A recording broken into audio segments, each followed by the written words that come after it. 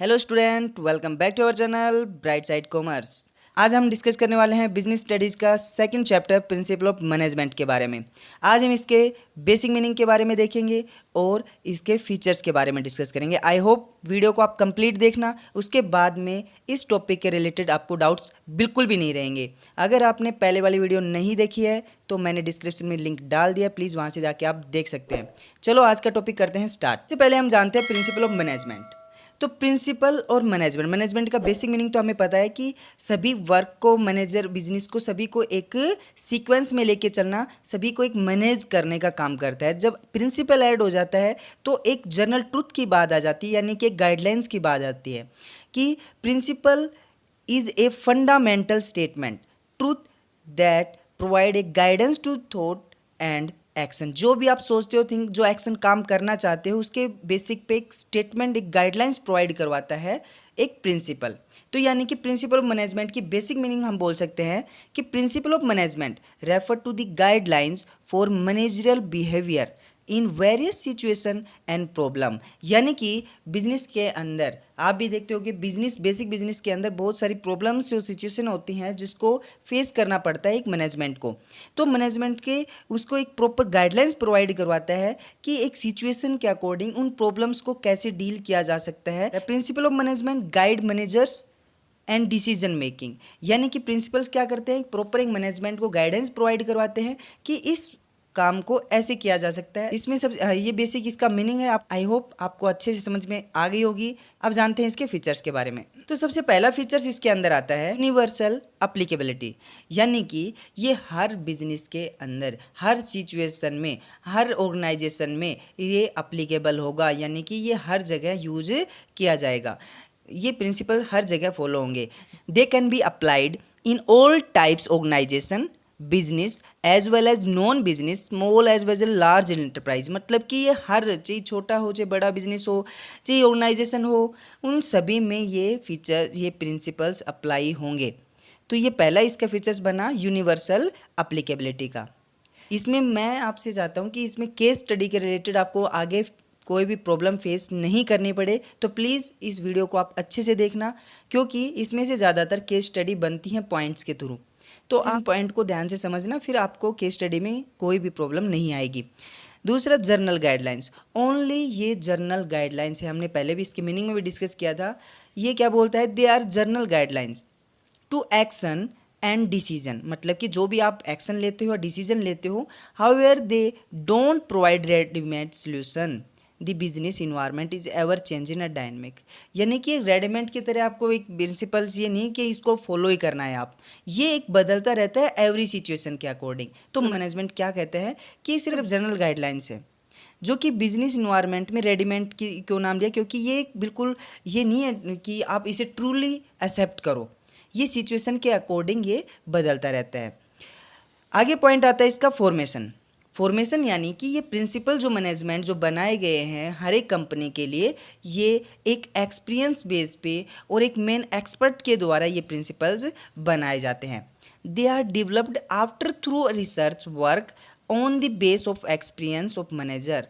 मतलब कि इसमें बेसिक से आप मान सकते हो कि जब प्रिंसिपल बनाए जाते हैं तो वो कहीं दूसरी कंपनी में जाके या कोई ऐसी इंटरप्राइज में काम करके इस सिचुएशन को डील करते हैं, तब जाके ये प्रिंसिपल को डेवलप करते हैं।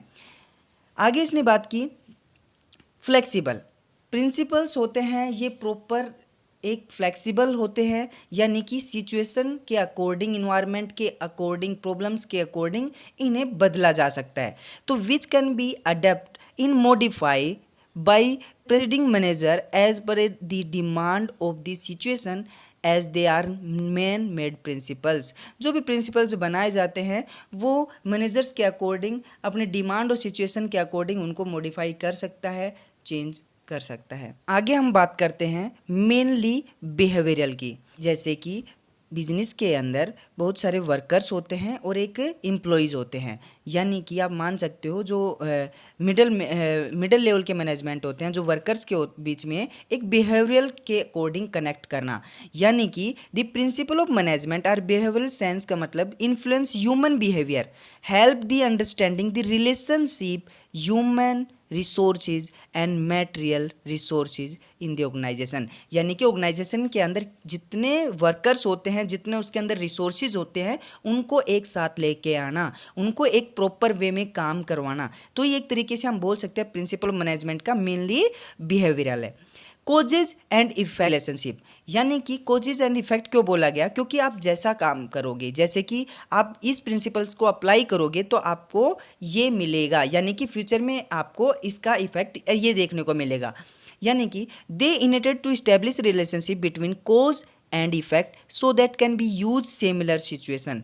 यानी कि जैसे कि मैं बात करूँ बिजनेस में, आज कोई भी वर्क के लिए कोई भी प्रिंसिपल अप्लाई किया जाता है कि आप भाई फ्यूचर में आपको इतना प्रोडक्ट मैन्युफैक्चर करना है, तो एक प्रिंसिपल्स क्या बोलता है कि अगर इन प्रिंसिपल्स को फॉलो किया जाता है, प्रिंसिपल को यूज किया जाता है, तो अपने आप में क्या होता है कि इसका इफेक्ट ये पड़ सकता है। अगर इन प्रिंसिपल्स को यूज करोगे तो इसका इफेक्ट ये पड़ेगा। तो ये होता है कोजेस के बारे में, और इसका इफेक्ट ये होगा उसके बारे में बताता है। कंटीजेंट, कंटीजेंट का मतलब क्या होता है कि their applicability depend upon the prevailing situation at the particular point of time.